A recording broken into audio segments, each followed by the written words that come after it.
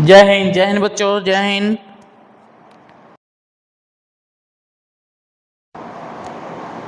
Okay, तो हम लोग पढ़ने वाले हैं क्लास 11th और नीट और आईटी जे मेंस के लिए भी फिजिक्स का पहले चैप्टर का पहला टॉपिक्स हम लोग पढ़ेंगे। और ये सबसे इम्पोर्टेंट, इससे हमारे बहुत सारे क्वेश्चन आते हैं, इवन आपके स्कूल में भी आते रहते हैं, नीट और मेंस में भी आते रहते हैं। तो हम लोग सबसे पहले शुरू करने वाले हैं फंडामेंटल क्वांटिटीज़। जानेंगे कि ये फंडामेंटल क्वांटिटीज़ क्या होती हैं। तो ओके, तो हम लोग शुरू करते हैं फंडामेंटल क्वांटिटीज़ के बारे में। तो देखो फंडामेंटल क्वांटिटी क्या होती हैं। जैसे आप ऐसे समझो कि एटम की बात करते हैं, तो एटम किससे मिलकर बना होता है? तो एटम बना होता है इलेक्ट्रॉन, प्रोटॉन और न्यूट्रॉन से। अच्छा, इलेक्ट्रॉन, प्रोटॉन, न्यूट्रॉन किससे बना होता है? तो भाई ये तो किसी से नहीं बने होते हैं, ये तो इंडिपेंडेंट होते हैं। तो इसका मतलब है कि इलेक्ट्रॉन, प्रोटॉन, न्यूट्रॉन सारे मटेरियल का बिल्कुल आधार है, बेस है, वहीं से शुरुआत हो रही है। तो इलेक्ट्रॉन, प्रोटॉन, न्यूट्रॉन को हम क्या बोलते हैं? एक तरीके से एलिमेंट्री पार्टिकल या फंडामेंटल एलिमेंट्री पार्टिकल बोलते हैं। तो फंडामेंटल का मतलब सीधा सीधा यही होता है कि वो क्वांटिटी जो किसी दूसरे पर डिपेंड नहीं करती हैं, उस क्वांटिटी को हम बोलते हैं क्या? Fundamental quantity. ओके, तो फंडामेंटल क्वांटिटी क्या है? तो इसके बारे में हम यदि लिखना चाहें तो बड़ा आसानी से लिख देंगे कि फंडामेंटल क्वांटिटी क्या है। तो देखिए, तो फंडामेंटल क्वांटिटी के बारे में हम ये कहेंगे कि दीज आर क्वांटिटी, ये ऐसी क्वांटिटीज हैं, okay, not depending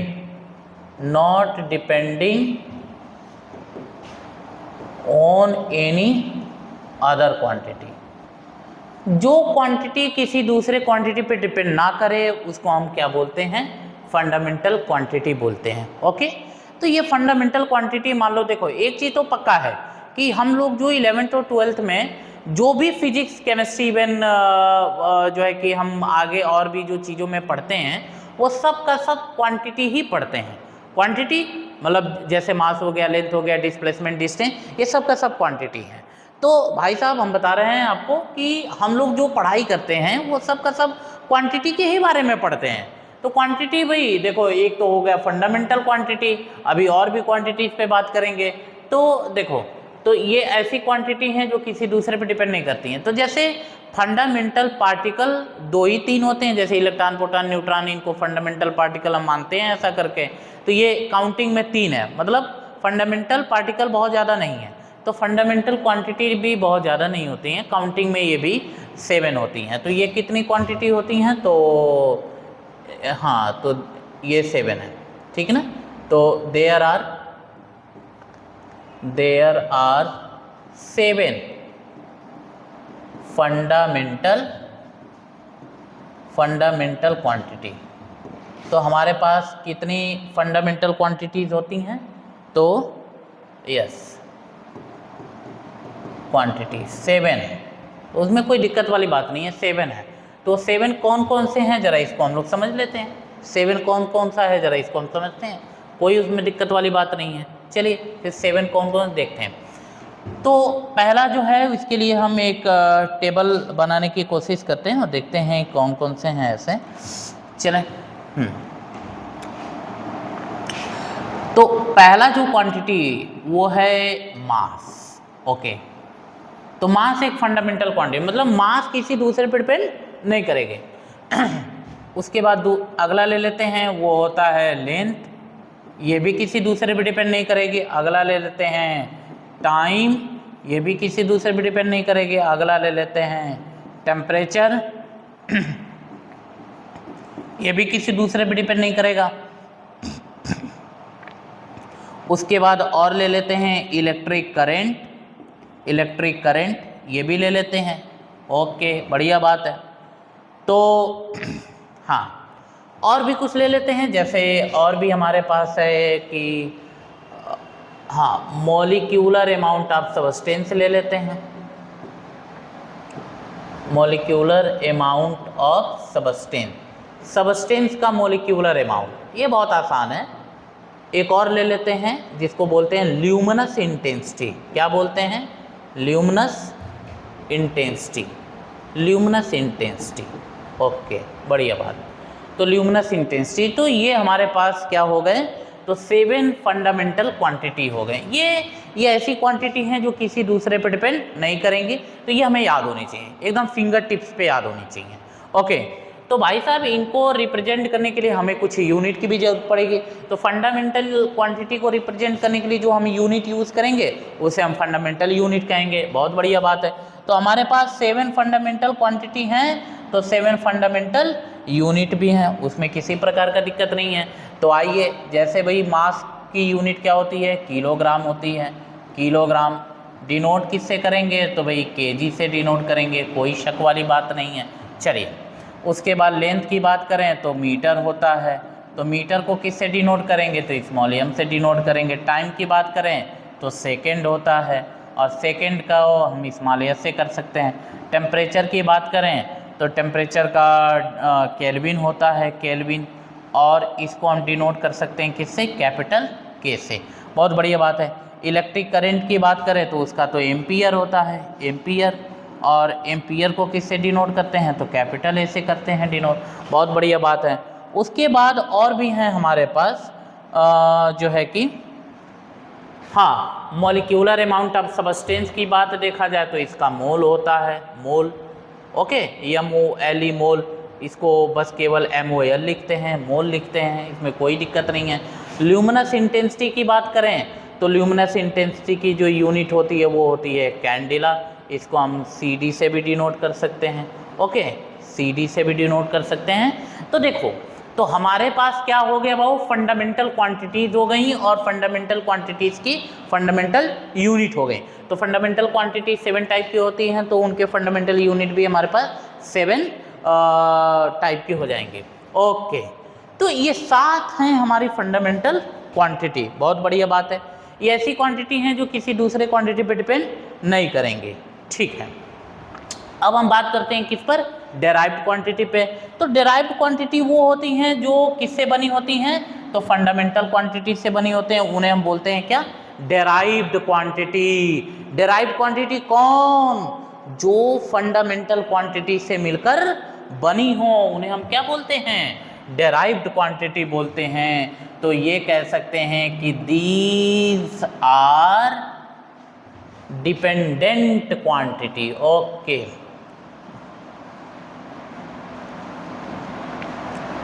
these are dependent quantity. ठीक है, ये कैसी क्वांटिटी होती हैं, तो ये डिपेंडेंट क्वांटिटी होती हैं। अच्छा, किस पर डिपेंड करती हैं, किससे बनती हैं, तो ये बनती हैं बाय फंडामेंटल क्वांटिटी। किससे बनती हैं, तो ये बनती हैं bye fundamental quantity, fundamental quantity. तो ये बनती हैं फंडामेंटल क्वांटिटीज से। ठीक है, तो डेराइव्ड क्वांटिटी वो होती हैं जो किससे मिलकर बनती हैं, फंडामेंटल क्वांटिटी से बनती हैं। जैसे कुछ एग्जांपल्स की बात करते हैं, तो कुछ एग्जांपल्स लेते हैं और देखते हैं कि क्या हो सकता है। तो कुछ एग्जांपल्स ले लेते हैं। ओके, एग्जांपल तो देखो भैया, 7 अभी क्या है, 7 हमारे पास फंडामेंटल क्वांटिटी हैं। अभी दो सप्लीमेंट्री क्वांटिटी होती हैं, उसे हम बाद में बताएंगे। और वो 2 सप्लीमेंट्री क्वांटिटी कौन कौन सी होती है, एक एंगल होता है और एक सॉलिड एंगल होता है। ठीक है, एंगल एक सॉलिड एंगल, उनकी एंगल की यूनिट होती है जो है कि रेडियन, और सॉलिड एंगल की यूनिट होती है स्टीरेडियन। तो 7 फंडामेंटल, 2 सप्लीमेंट्री, 9 को छोड़ाकर दुनिया की सारी क्वांटिटी कौन सी हैं, डेराइव्ड क्वांटिटी हैं। 7 फंडामेंटल, 2 सप्लीमेंट्री, 9 हो गई, 9 को छोड़ दो, बाकी सारी क्वांटिटी क्या है, तो बाकी सारी क्वांटिटी हैं डेराइव्ड क्वांटिटी। तो चलो भैया बात करते हैं, जैसे बात करते हैं एरिया। चलो एरिया की बात करते हैं। तो एरिया क्या होता है भाई, तो एरिया होता है लेंथ इनटू ब्रेथ। एरिया क्या है, तो लेंथ इनटू ब्रेथ। एरिया तो लेंथ इनटू ब्रेथ है। तो ध्यान से देखो, लेंथ तो एक फंडामेंटल क्वांटिटी है, क्या है भाई, तो ये है फंडामेंटल क्वांटिटी। अच्छा, ब्रेथ भी तो एक प्रकार की लेंथ है, तो ये भी क्या है, फंडामेंटल क्वांटिटी है। बहुत बढ़िया। तो ध्यान से देखो, तो एरिया जो है वो 2 फंडामेंटल क्वांटिटी से मिलकर बना है, इसीलिए कौन सी क्वांटिटी हो जाएगी, तो डेराइव्ड क्वांटिटी हो जाएगी। तो एरिया कौन सी क्वांटिटी हो गई, डेराइव्ड। चलो और भी कुछ लेते हैं, और भी एग्जाम्पल लेते हैं। जैसे और एग्जाम्पल की बात करें तो और एग्जाम्पल में भी हम लोग ले सकते हैं। तो और एग्जाम्पल देखो, और एग्जाम्पल, हाँ और एग्जाम्पल लेते हैं जैसे डेंसिटी। हाँ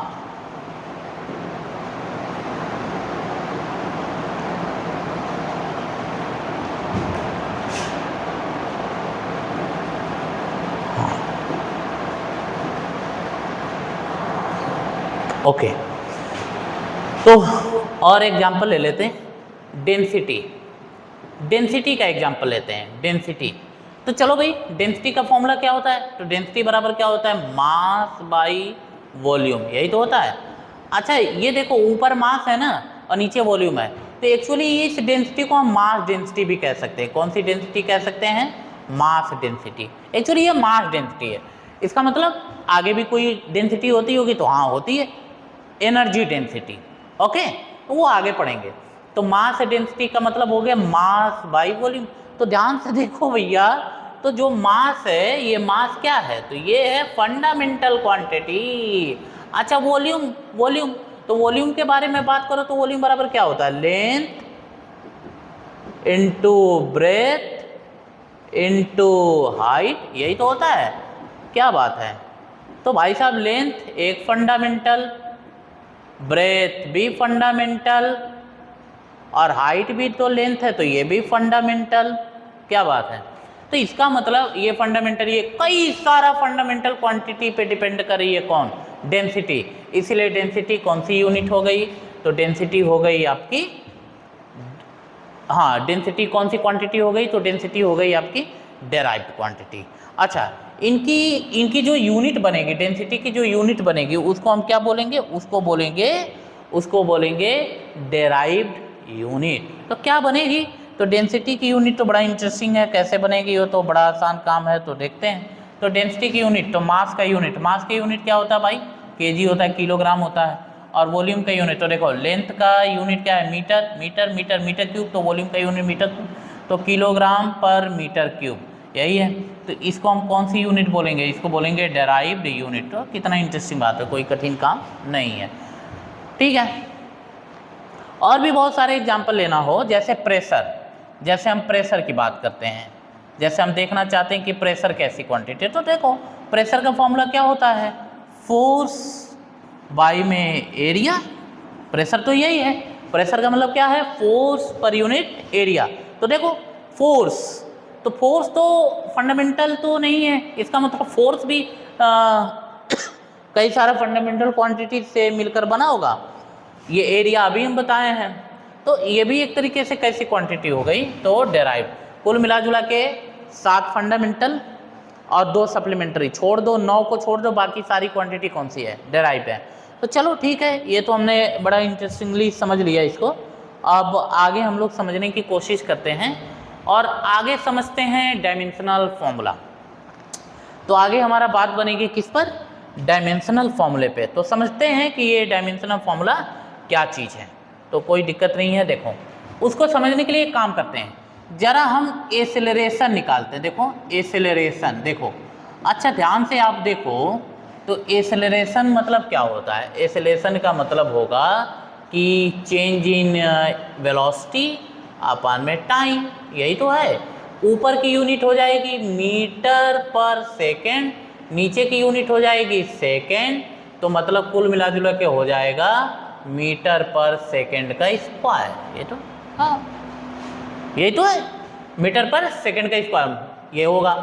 तो आप ध्यान से देखो बाबू, तो ये जो एक्सेलरेशन है वो किस पे डिपेंड कर रहा है? वो डिपेंड कर रहा है मीटर पे, वो डिपेंड कर रहा है किस पे? सेकेंड पे। अच्छा ये क्या है पूरा? तो ये है आपके डेराइव्ड यूनिट। ये क्या है? तो ये है डेराइव्ड यूनिट। मीटर पर सेकेंड स्क्वायर क्या है? Derived unit. बहुत बड़ी बात है। तो मीटर पर सेकेंड स्क्वायर डेराइव्ड यूनिट है। तो ये जो एक्सेलरेशन है वो मीटर पे भी डिपेंड कर रहा है और सेकंड पे। अच्छा और भी कुछ सवाल पूछें, और भी कुछ सवाल पूछें, तो हम ये पूछें कि वो जो एक्सेलरेशन है वो मीटर पे कितने पावर में डिपेंड कर रहा है? कितने पावर पे डिपेंड कर रहा है? तो आप सीधा देख कर ही जवाब दोगे कि देखो सर ये मीटर जो है वो पावर 1 पे डिपेंड कर रहा है। और चलो सेकंड किस पे डिपेंड कर रहा है, तो पावर -2 पे डिपेंड कर रहा है। तो इसका मतलब ये हुआ, अच्छा ध्यान से देखो, तो मीटर क्या है, तो मीटर है फंडामेंटल यूनिट, बहुत बढ़िया। सेकंड क्या है, तो सेकंड भी है फंडामेंटल यूनिट। तो बड़ा इंटरेस्टिंगली समझ में आ रहा है कि एक्सेलरेशन मीटर पे पावर 1 पे डिपेंड कर रही है और सेकंड पे पावर -2 पे डिपेंड कर रही है। ऐसे बहुत सारा हो सकता है, ऐसे बहुत सारा हो सकता है। जैसे फोर्स की बात करें, फोर्स की बात करें, तो यदि हम फोर्स की बात करते हैं तो फोर्स क्या होता है, फोर्स बराबर मास इनटू एक्सेलरेशन, यही तो है, मास इनटू एक्सेलरेशन। फोर्स तो यही है, मास इनटू एक्सेलरेशन।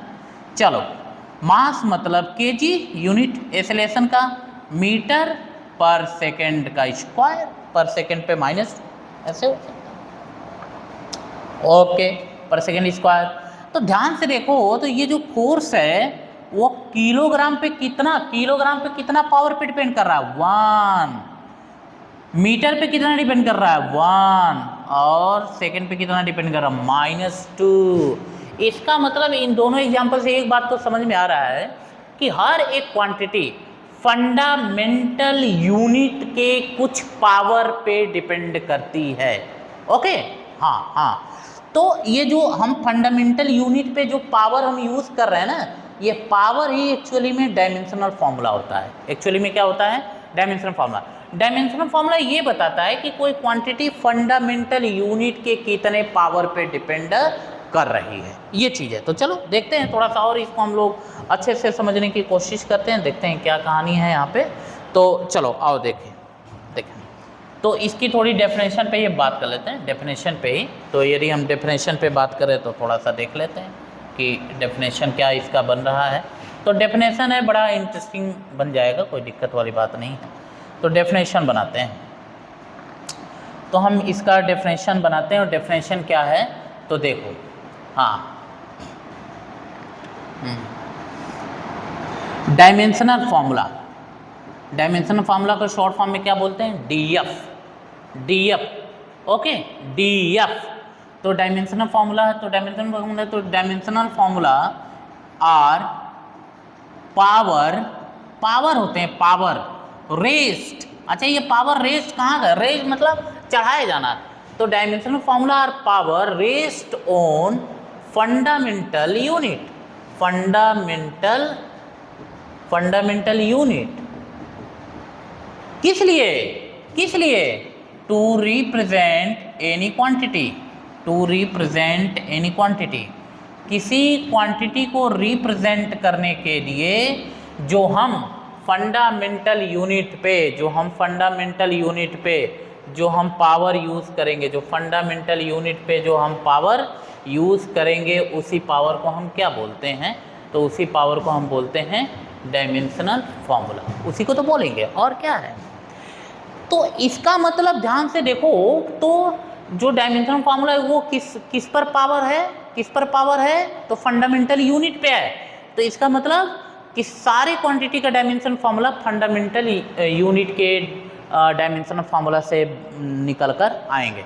तो पहले हम फंडामेंटल क्वांटिटी के डायमेंशनल फार्मूला देख लेते हैं, फिर उसके बाद आगे बढ़ते हैं। चलो देखते हैं। हाँ, तो हमारे पास है, तो एक बार फिर से वापस से उसको पढ़ते हैं। तो यहाँ पे हम एक पॉइंट बनाते हैं फंडामेंटल क्वांटिटी, और उसके बाद हम बनाते हैं यहाँ पे जो है कि, हाँ,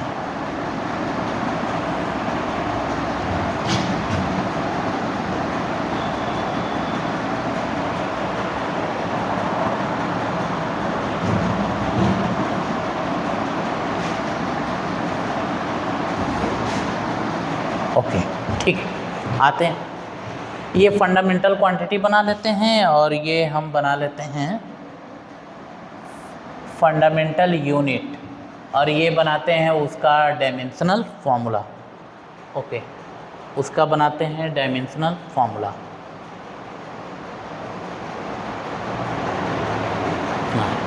ये बनाते हैं डायमेंशनल फार्मूला, ठीक है। तो फंडामेंटल क्वांटिटी कौन कौन सी हैं, तो फंडामेंटल क्वांटिटी तो बड़ा ही, ये देखें, फंडामेंटल क्वांटिटी पहले वही है, मास है। दूसरा कौन सा है? तो लेंथ है। तीसरा कौन सा है? तो भाई टाइम है। चौथा कौन सा है? तो टेम्परेचर है। और कौन है? तो इलेक्ट्रिक करंट है। इलेक्ट्रिक करंट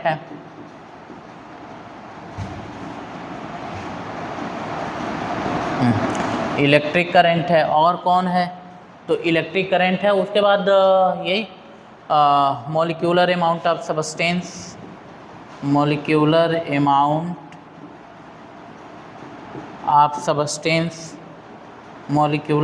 ऑफ सब्सटेंस है। और कौन है? ल्यूमिनस इंटेंसिटी है। ल्यूमिनस इंटेंसिटी है। Yes, luminous intensity. तो अब हम इनके देख लेते हैं कि इनकी फंडामेंटल यूनिट तो हम लोग जानते ही हैं। मास का क्या होता है भाई? किलोग्राम होता है, जिसको हम केजी से डिनोट करते हैं। लेंथ का कौन है? मीटर है, जिसको हम एम से डिनोट करते हैं। टाइम का सेकंड है, जिसे हम स्मॉल एस से डिनोट कर सकते हैं। टेम्परेचर का केल्विन है, जिसे हम कैपिटल के से डिनोट कर सकते हैं। ओके, हाँ। या फिर एक काम करते हैं, इसका पूरा नाम ही लिखते रहते हैं, नाम ही लिखते हैं तो थोड़ा सा अच्छा रहेगा। ओके, चलो, क्या है मास का? किलोग्राम। बहुत बढ़िया। डिनोट किससे करेंगे? केजी से डिनोट करेंगे। लेंथ का कौन है? तो मीटर है। डिनोट किससे करेंगे? स्मॉल एम से। टाइम का कौन है? तो सेकंड है। डिनोट किससे करेंगे? तो स्मॉल एस से करेंगे। टेम्परेचर का कौन है? तो केल्विन है। डिनोट किससे करेंगे? तो के से डिनोट करेंगे। उसके बाद इलेक्ट्रिक करंट का एम्पियर है, तो डिनोट किससे करेंगे? तो भैया ए से करेंगे। उसके बाद मॉलिक्यूलर अमाउंट ऑफ सब्सटेंस क्या होता है? तो मोल होता है। डिनोट क्या है? तो भाई MOL ही है, कोई दिक्कत नहीं है। और ल्यूमिनस इंटेंसिटी का क्या होता है? तो ये होता है कैंडिला होता है। डिनोट किसे करेंगे? तो CD से करेंगे, कोई दिक्कत नहीं है। तो ये है। अब हम लोग बातचीत करते हैं किस पे? बातचीत करेंगे इनके डायमेंशनल फॉर्मूले पे।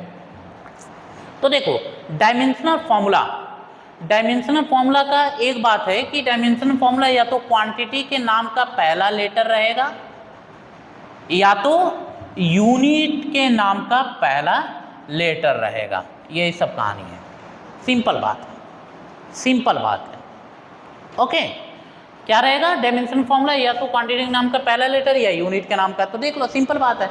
डायमेंशनल फॉर्मूला, मास का कैपिटल M, लेंथ का कैपिटल L, टाइम का कैपिटल T, टेम्परेचर का देखो कैपिटल T नहीं लेंगे, क्यों? क्योंकि वो पहले टाइम के लिए ले चुके हैं, तो इसलिए टेम्परेचर का हम केल्विन का कैपिटल K ले लेंगे नाम का।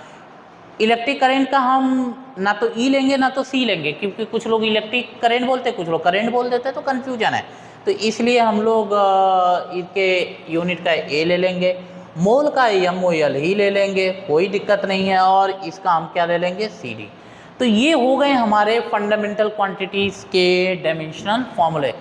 इन्हीं डायमेंशनल फार्मूला के हेल्प से, इन्हीं सब डायमेंशनल फार्मूला के हेल्प से जो है वो डेराइव्ड क्वांटिटी का क्या निकाल कर लाएंगे? डायमेंशनल फार्मूला निकाल के लाएंगे। तो इसको आप याद रखेंगे, इसके बगैर काम नहीं चलेगा। तो हम आगे समझने की कोशिश करते हैं, कुछ का एग्जाम्पल लेते हैं। ओके, तो कुछ एग्जाम्पल ले लेते हैं, तो बनाते हैं। कैसा एग्जाम्पल है? तो देखो, तो एग्जाम्पल जैसे हम सिंपल बनाते हैं। एरिया का बनाते हैं। तो चलो भाई, एरिया बराबर क्या होता है? एरिया बराबर होता है लेंथ इंटू ब्रेथ होता है। अच्छा ले, तो लेंथ का यूनिट क्या है? मीटर इंटू मीटर, तो मीटर का स्क्वायर। तो यूनिट से ही तुरंत हम काम करेंगे। देखो मीटर, तो मीटर का डायमेंशन फॉर्मूला क्या है?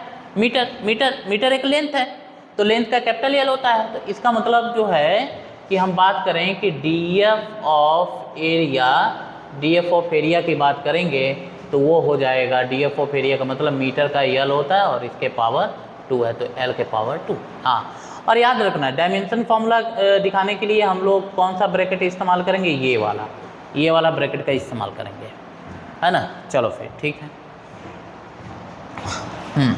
तो कुछ और लेते हैं, देखते हैं क्या कहानी है यहाँ पे, तो आराम से हम लोग बनाने की कोशिश करते हैं। देखो और कुछ एग्जाम्पल ले लेते हैं, तो कुछ एग्जाम्पल और लेते हैं और इसको हम लोग और आगे बढ़ाते हैं। और जैसे अच्छा चलो वॉल्यूम, तो वॉल्यूम का यूनिट क्या है, तो वॉल्यूम का यूनिट है मीटर क्यूब, तो मतलब L के पावर 3, सिंपल बात है, मीटर क्यूब, मीटर का L होता है L के पावर 3। अच्छा चलो भाई देखते हैं, चलो वेलोसिटी निकालते हैं, वेलोसिटी, तो वेलोसिटी क्या है, तो वेलोसिटी की जो यूनिट होती है वो होती है मीटर पर सेकेंड, क्या होती है, मीटर पर सेकेंड। चलो तो मीटर का क्या है, तो मीटर एक लेंथ है तो L है, और ये टाइम का t है, तो ये ऊपर जाएगा तो ये हो जाएगा LT पर -1, बस हो गया LT पर -1, मतलब कि वेलोसिटी लेंथ पर पावर 1 पे डिपेंड कर रही है और टाइम पे पावर -1 पे डिपेंड कर रही है। चलो और कुछ लेते हैं, और कुछ एग्जांपल ले लेते हैं, तो और एग्जांपल ले लेते हैं जैसे चलो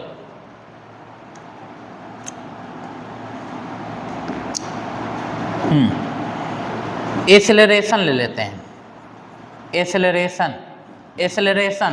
तो एक्सेलरेशन ले लेते तो क्या होगा, एक्सेलरेशन की यूनिट क्या होती है भाई, तो मीटर पर सेकंड का स्क्वायर, यही तो है, मीटर पर सेकंड का स्क्वायर।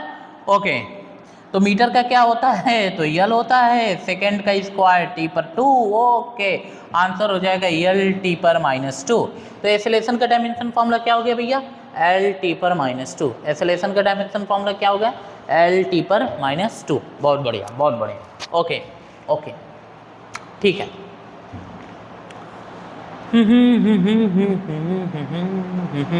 चलो एक और लेते हैं, कुछ और एग्जांपल लेते हैं, कुछ और एग्जांपल ले लेते हैं, देखते हैं।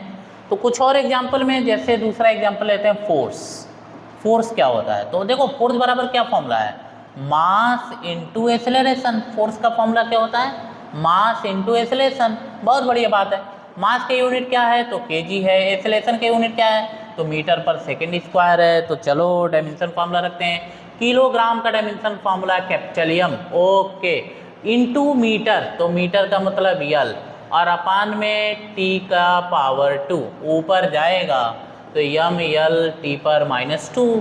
तो MLT पर -2 किसका डायमेंशन फॉर्मूला हो गया, तो ये डायमेंशन फॉर्मूला हो गया फोर्स का।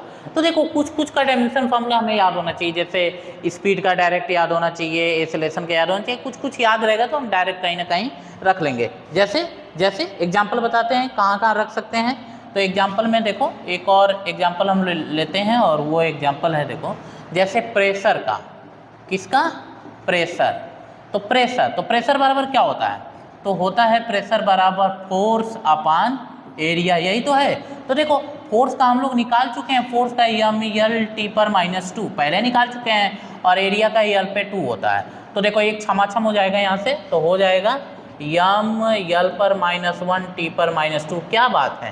तो ये देखो डायरेक्ट प्रेशर का आ गया। तो कुछ का याद रहेगा तो हमारा काम बन जाएगा, उसमें कोई दिक्कत वाली बात नहीं है, बढ़िया मस्त एकदम है।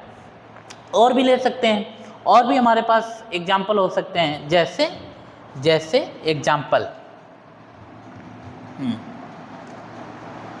चलो लीनियर मोमेंटम, लीनियर मोमेंटम, तो लीनियर मोमेंटम के बारे में विचार करते हैं। भाई साहब लीनियर मोमेंटम क्या है, तो लीनियर मोमेंटम का फॉर्मूला क्या होता है, मास इनटू वेलोसिटी, क्या बात है, मास इनटू क्या होता है, वेलोसिटी।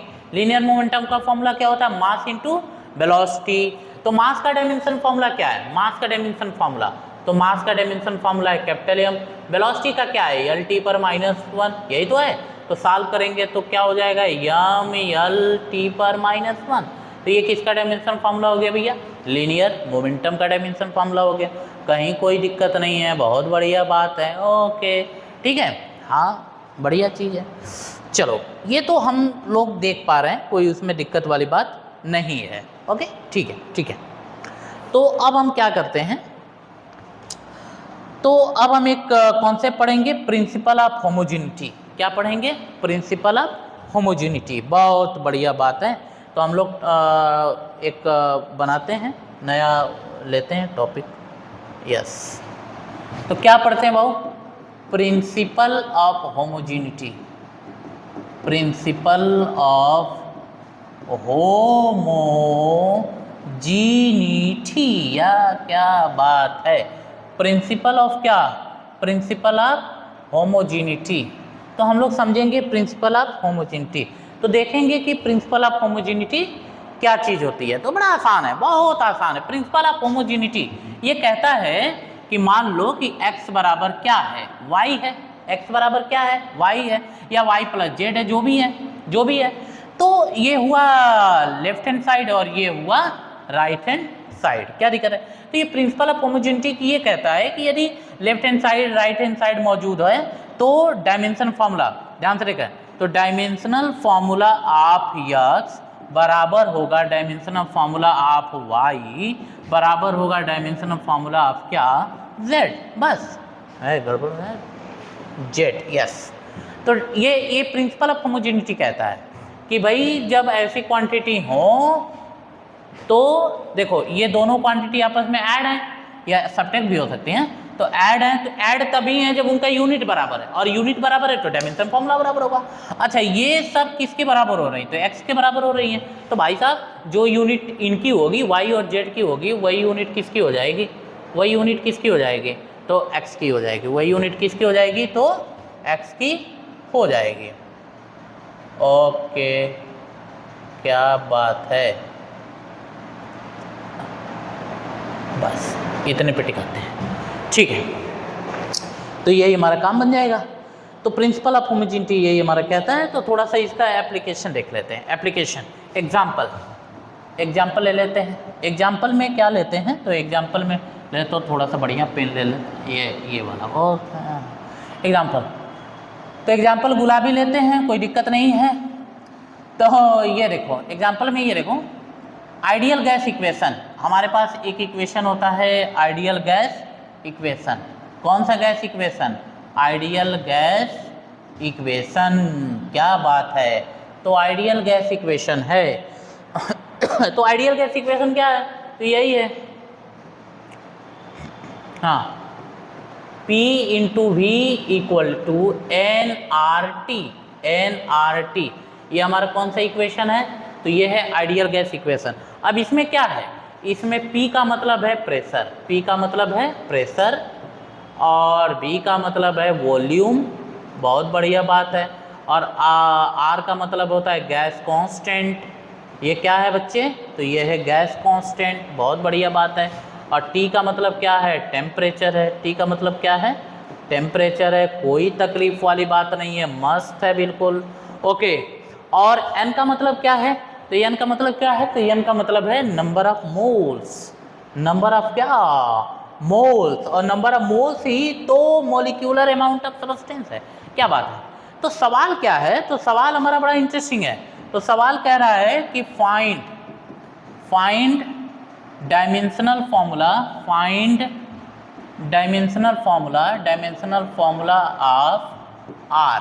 किसका डायमेंशनल फॉर्मूला निकालना है, तो R का डायमेंशन फॉर्मूला निकालते हैं।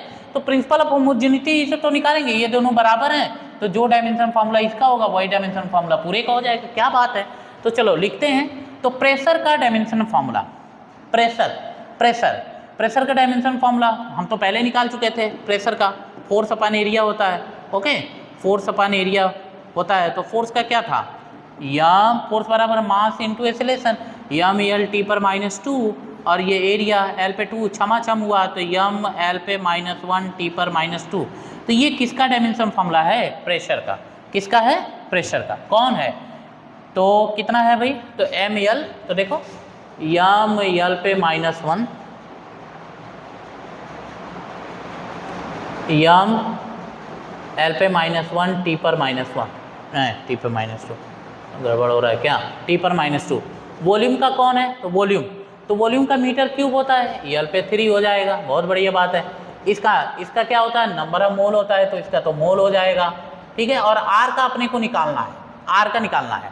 चलो भाई, टेम्परेचर का कौन हो जाएगा, टेम्परेचर का तो टेम्परेचर का केल्विन हो जाएगा, बहुत बढ़िया बात है। चलो भैया, क्या बात है, मस्त बात है। यहाँ पे देखते तो आर का डायमेंशन फॉर्मूला क्या होगा, तो देखो तो इसको करेंगे तो एम एल पे 2 t पर -2 बाई में जो है कि हाँ बाई में मोल इंटू केल्विन ऊपर जाएगा।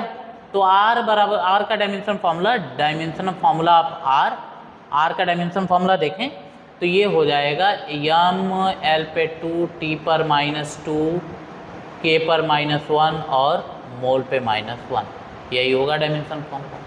कितना मस्त बात है, यही होगा। ऐसे ही हम लोग निकालेंगे। तो ये है प्रिंसिपल ऑफ होमोजेनिटी। तो आज हम लोग यहीं तक बात करते हैं, फिर आगे का लेक्चर हम लोग अगले बार लेंगे, कोई दिक्कत नहीं है। ओके, तब तक के लिए धन्यवाद। ओके चलो भाई।